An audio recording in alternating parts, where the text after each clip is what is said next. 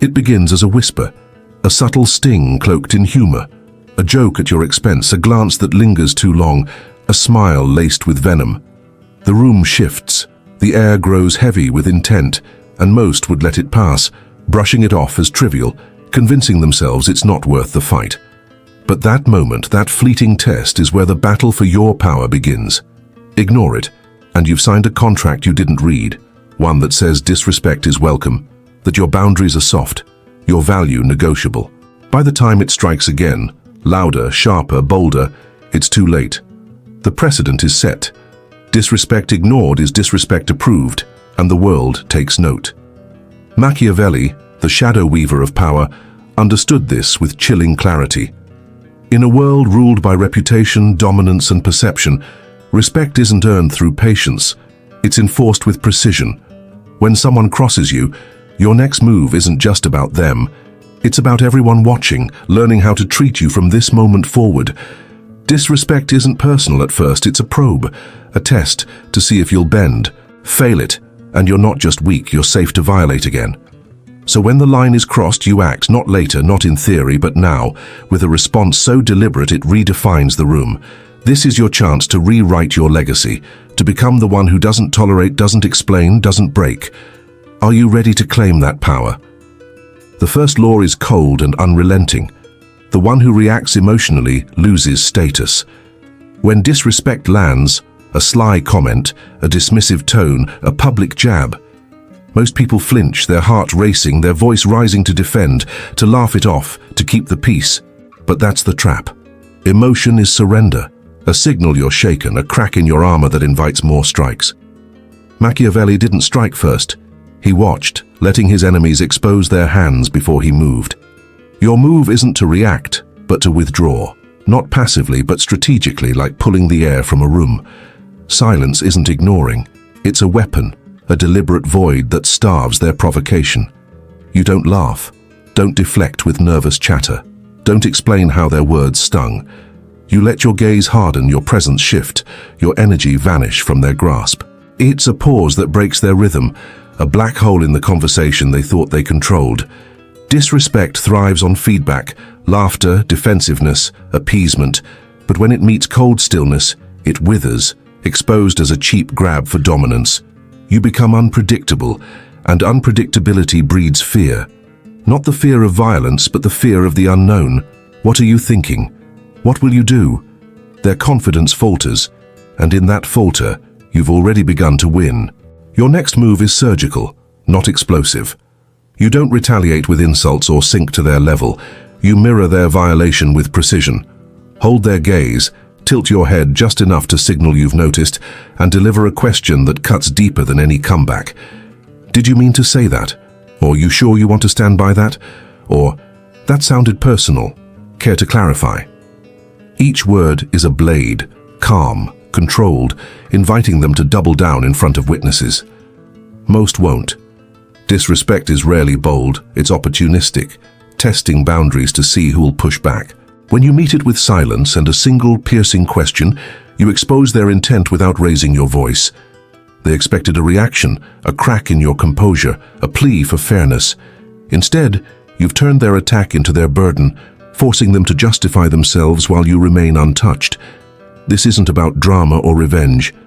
It's about doubt, planting it in their mind, making them question their own move. The one who sows doubt doesn't need to demand respect.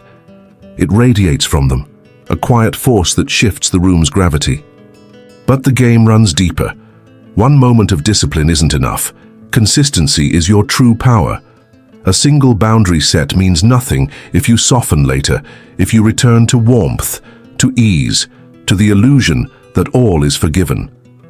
Machiavelli knew that respect is a fortress, not a gesture, and it's built through relentless principle. After the first violation, you don't go back to normal. You redraw the line. Your tone sharpens, your warmth withdraws, your presence becomes a choice, not a default. If the disrespect was public, let your new posture echo louder than words. Stop offering smiles to those who've crossed you. Answer their questions with brevity, not explanation. Decline their invitations with polite detachment. You don't announce the shift, Let them feel it, like a door quietly locked. This isn't pettiness, it's strategy, a signal to the room. I am not available for disrespect.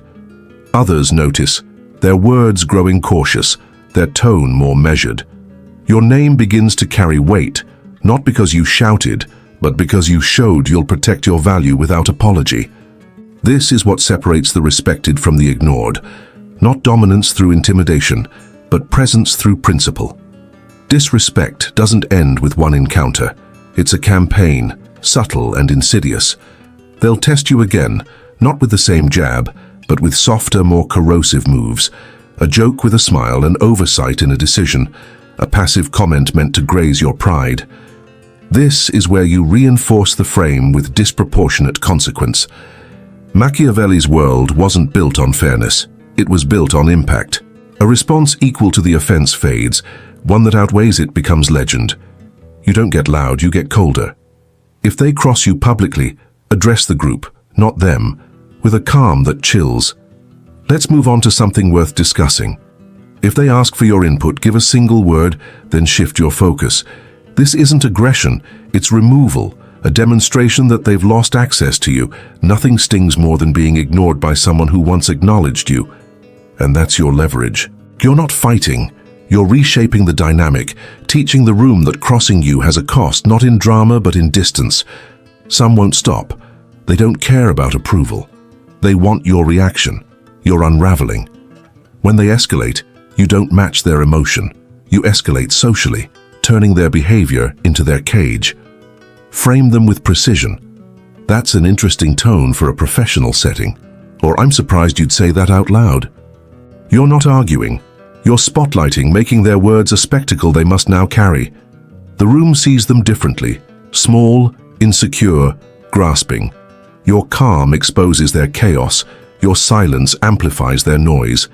This is Machiavelli's retaliation. Not loud, not rushed, but measured, targeted. A checkmate they don't see coming. You've let their disrespect collapse under its own weight, and you've done it without breaking your composure. The deepest truth is this. Disrespect thrives on safety, theirs, not yours. They mock because they think you won't respond. They push because they believe there's no cost.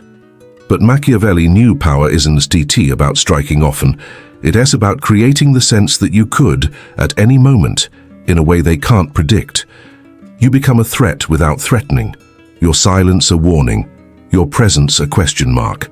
When you speak less, observe longer, and respond with calculated weight, you become an anomaly, and anomalies shift power. People defer to you not out of fear, but instinct, wary of what they can't read. You don't need to be liked. You need to be felt. Your presence a force that makes others recalibrate before they speak. The final transformation is the hardest. Stop seeing disrespect as personal. It's not about you. It's information, a map of their weaknesses. An insult reveals their insecurity, their jealousy, their need to feel bigger. You don't flinch. You analyze. What do they want? What are they hiding?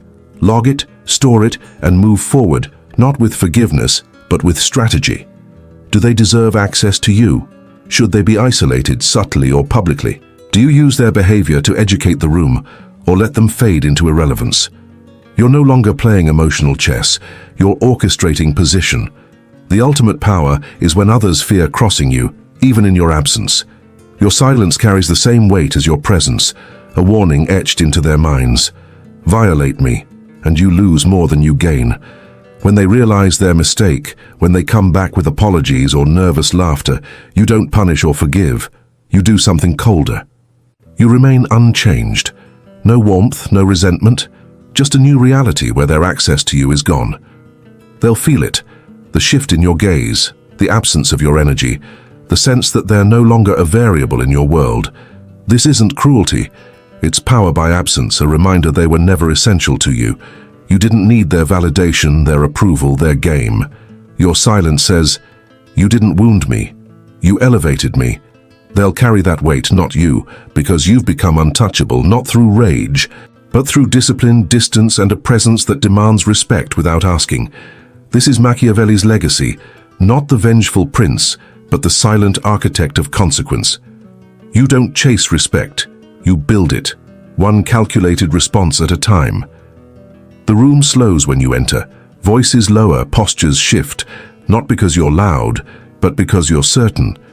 Your name becomes a caution, your silence a verdict. If this stirs you, if you're done tolerating, comment, "I enforce my value." Subscribe if you're ready to become the one they don't cross, the one whose boundaries are law. This isn't about fitting in, it's about redefining the game. Who would you be if you never let disrespect slide again? Step into that power and let the world learn your name.